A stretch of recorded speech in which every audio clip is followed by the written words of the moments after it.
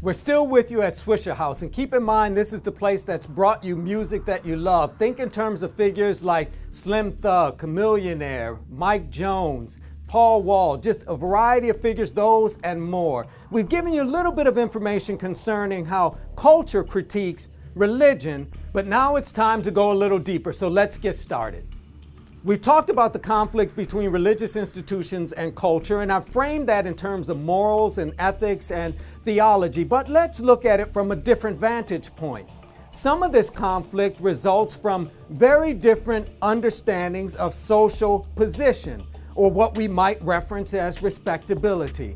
That churches have played by a certain set of rules, have been committed to being respectable in a way that affirms certain aspects of the status quo. They've thought in terms of the traditional family unit. They've talked in terms of traditional ways of being in the world that don't run contrary to the mores and the ethics of the dominant population.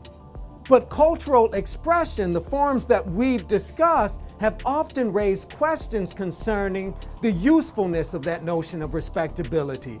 And so literary figures and musicians often raise questions concerning this assumption of respectability. They raise questions concerning its utility and its productivity. And they do this in large part because this notion of respectability, an effort to embrace this notion of respectability, hasn't ended racism, classism, or sexism. In fact, has often reinforced these things from which they suffer. Cultural production provides so many examples of this critique of religious institutions. Cultural production also provides models of living over against the ways in which churches and the Nation of Islam would suggest we live. Now let's give a little attention to how religious institutions have often responded to this critique.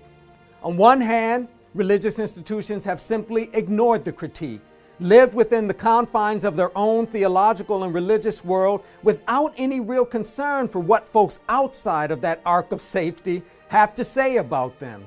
In other instances, these religious institutions have responded to the critique by simply and loudly proclaiming their theology and their particular take on life, safe in the assumption that they have it right, they are going to have heaven, and too bad for the others. Of importance to us are those religious institutions that listen to the critique, embrace the critique, and as a consequence develop a new and creative connection to cultural production. So I hope this additional information has pushed you forward in your understanding of the conflict, the tension between religious organizations and culture. But you probably want a little more, and that's fine. We have it for you. Again, make certain that you do the readings, pay attention to the questions available through social media, and once you have a sense of answers, make certain you use Twitter and Facebook to share those, and I'll see you next time.